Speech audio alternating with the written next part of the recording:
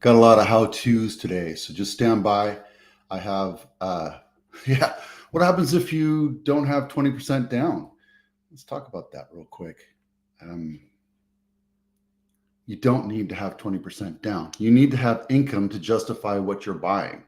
The more down payment you put, just like buying a car, the more down payment you put into a loan or into a house, the lower your payments are going to be. So if you buy $1 million house and you put 3% down, and yes, you can do 3% down in the conventional, but your income has to justify that. And the underwriters and the loan have to approve that or agree to it.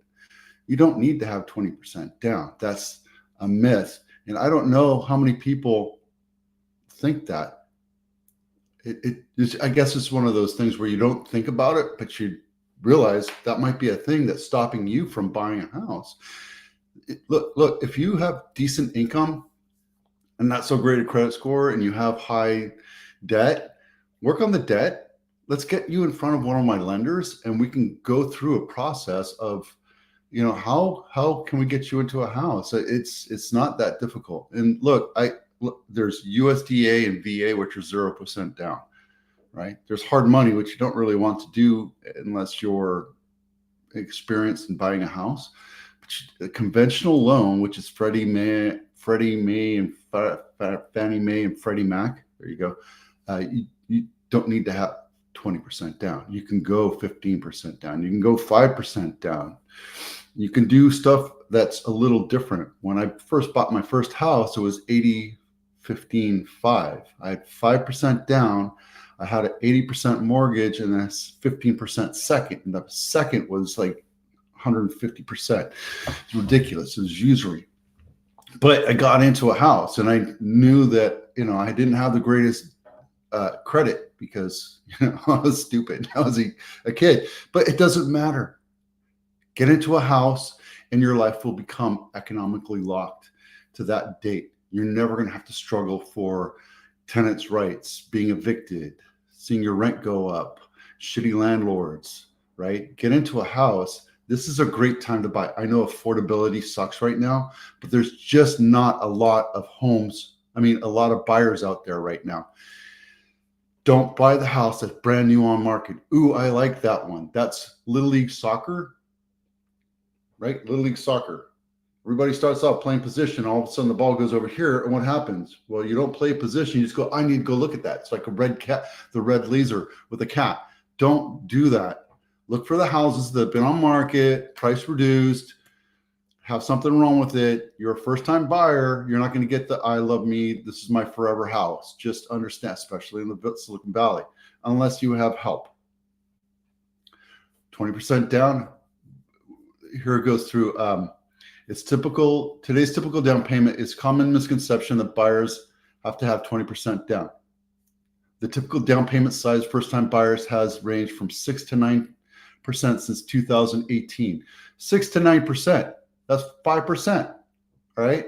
Not everybody has $400,000 to put down on a $2 million house. I get it. It should not stop you. So don't let that be an excuse.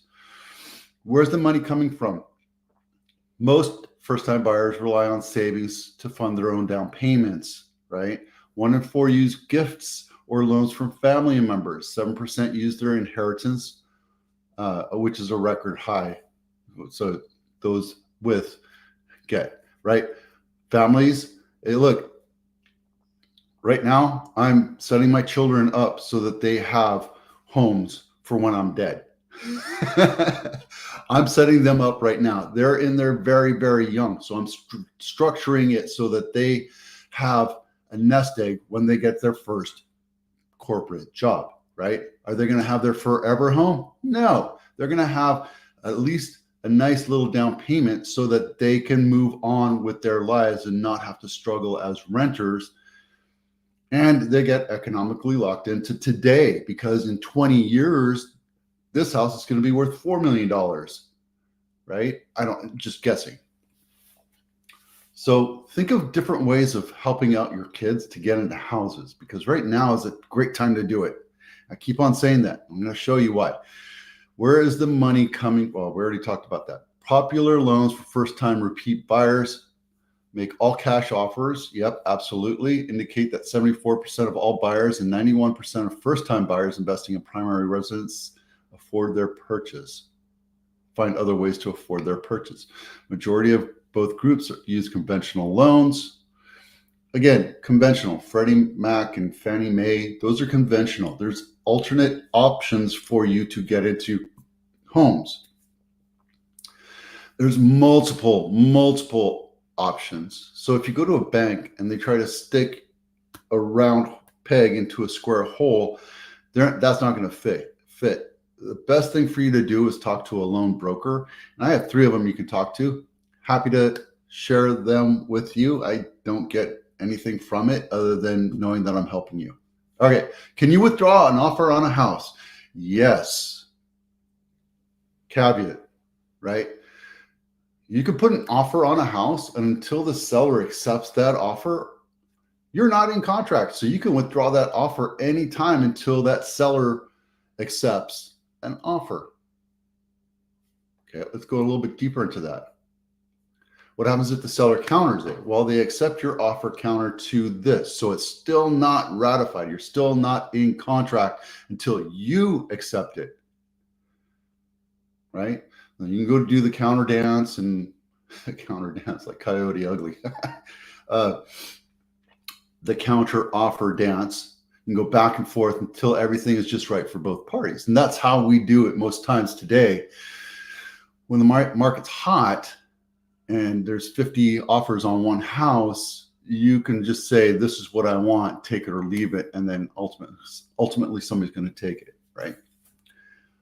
Are you in contract to buy? Not until everybody has agreed to all the terms, right? There's the purchase price, close date, down payment, contingencies, who's going to move out when, who's going to move in when, who's going to do repairs, that kind of stuff. These are all have to be fettered out. And, you know, when you're doing it with a FSBO, they're like, this is as is, you're taking this house as it is. With an agent, you can negotiate little pieces back up. What about an accepted offer? So let's just say that that counter offer dance is done and everybody's in contract. Well, if your agent's good, you have a contingency somewhere to make sure that you're protected a little bit. You have a loan contingency, appraisal contingency, property condition contingency, and need to sell your house contingency. Those are the 4 main ones. It's not all of them, but those are the 4 main ones. There's like preliminary title report. There might be a cloud on title and it has to be done before this. There might be a solar lien thing, but that goes into the loan. So there's a lot of little things, but the 4 main categories is loan, appraisal, property condition, and the COP, what I call the need to sell your house contingency. Once those are gone, you're standing on the ledge, ready to jump off. Yep. You can withdraw, but then you will have penalties. Okay. What about an accepted offer? Well, if you're in the contingency period, you're safe. If you're, let me get out of here real quick. Boom. Oh. If you're out of the contingency period, you put your deposit down, you've done all the inspections and appraisals, you have the full loan approval, that you're ready to go. Just pull the trigger and sign the documents and ready for the bank to fund the loan. You're absolutely welcome to walk away from that offer, but there's something called a 3% earnest money down payment. And that's why that's important, because once you're out of contingency period, that 3% is up for grabs. And yes, you can argue it as a buyer. You can say, oh, well, I didn't know. No, you're signing a document. You're an adult. And if you whine and complain about it, there's something called liquidated damage clause. That's an option to sign, but I suggest you sign it. And then arbitration, which is something that you have to sign saying, I'm not going to sue you. We're just going to go to third party, non-binding arbitrator and have our case heard from both sides. Yes, we have whiny, mamby-pamby buyers that have buyer's remorse, and all of a sudden they need one thing to pull them out of the thing. Yeah, absolutely. There's always a way to get out of it. But we're talking about good faith. We're talking about adults writing and accepting contractual agreements to purchase million-dollar homes, multi-million-dollar homes. And if you're a mamby-pamby buyer, shame on you. You should not be in that world. Okay? Shame on you. How dare you? The point is if you're going to buy a house, buy a house. And understand, no house is perfect. No house is perfectly square, plumb, level, ever. It's going to be cracks and creaks and different things. They're just not perfect in any house. I don't care if you buy a brand new or if it's 50, 60 years old, or especially if it's 100 years old. Nothing is going to be perfect. So just understand that you're going to have to buy a house. Okay? Nothing is perfect. So what happens if you walk away from an offer and there's no contingencies? You stand to lose that 3% earnest money deposit. That's why that 3% is important. If you come in and show me $1,000 deposit, and then I have a 3% deposit, which one am I going to go with? Which one would you go with? Okay, so there you go.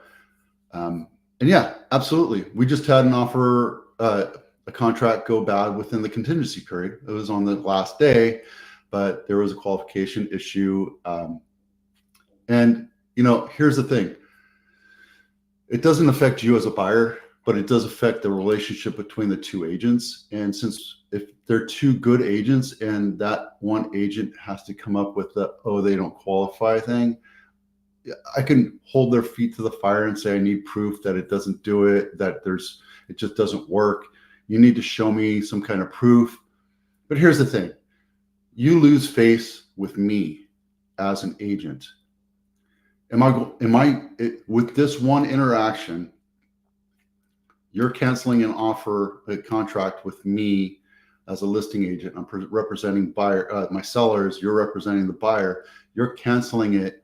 It's going to make you look bad.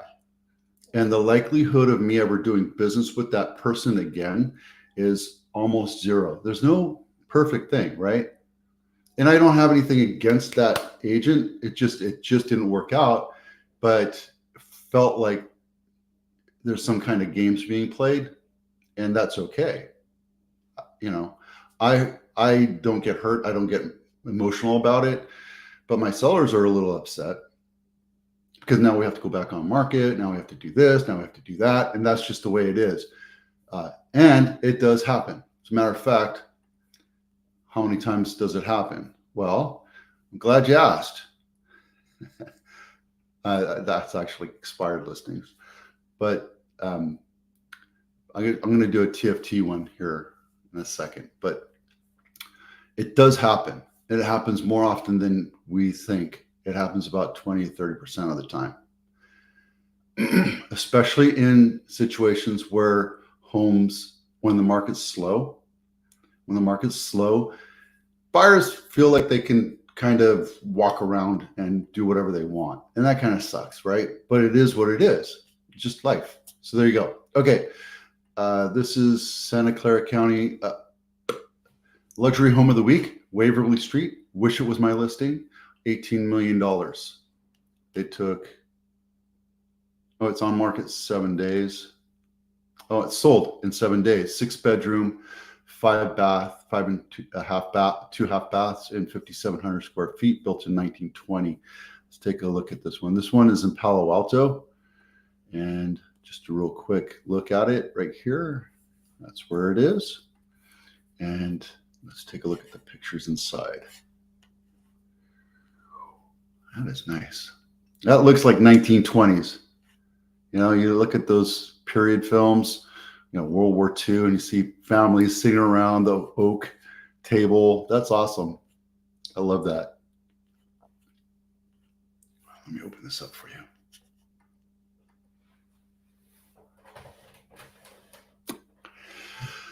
There, much better. A yoga room. That's awesome.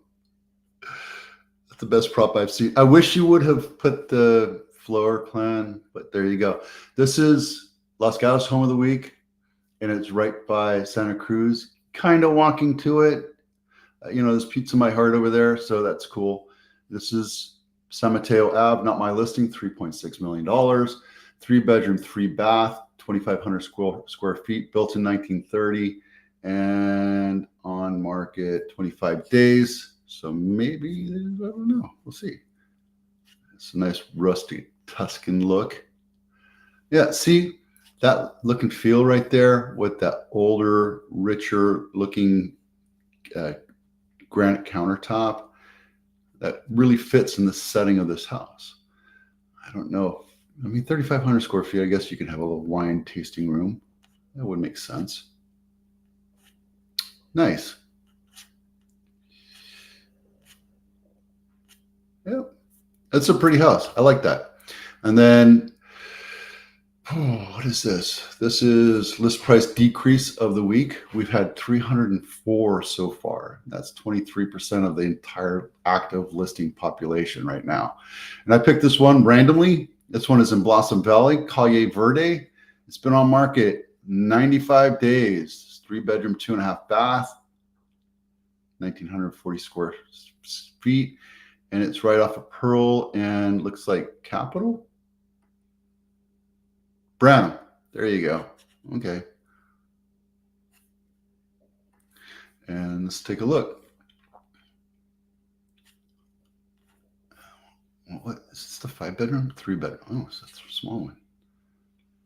Oof. All right.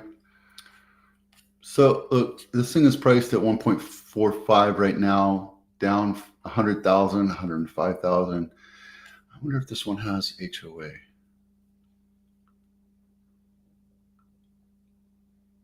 No.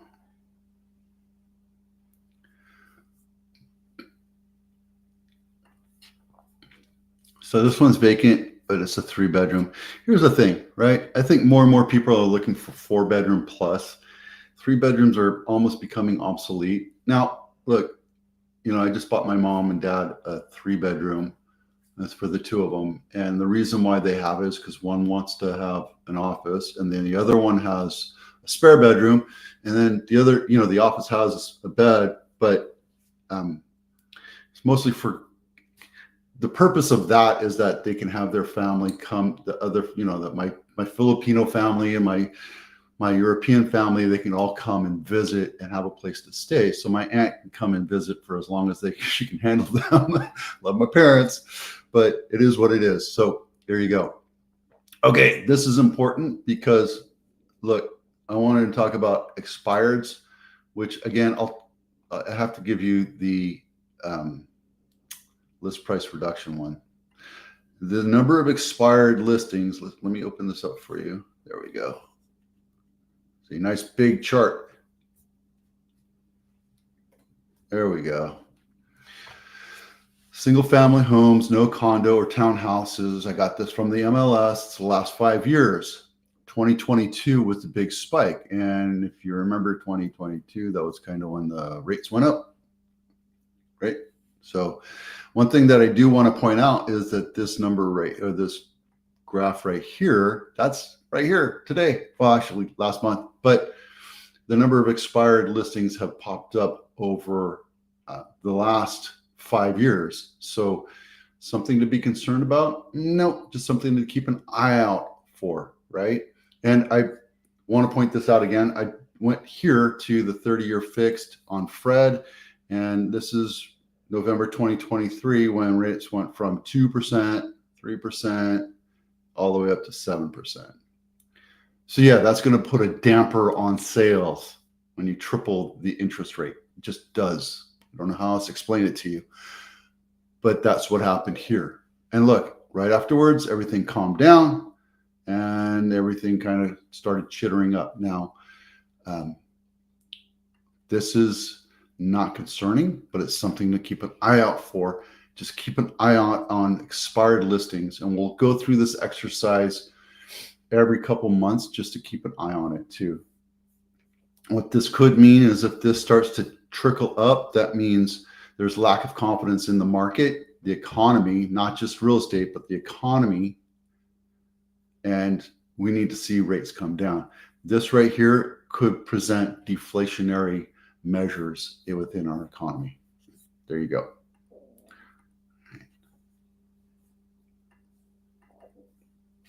All right, that's it for now. Thanks for watching. I'm Vito with Abitano. Call me when you're ready to buy or sell a house. We'll see you out there.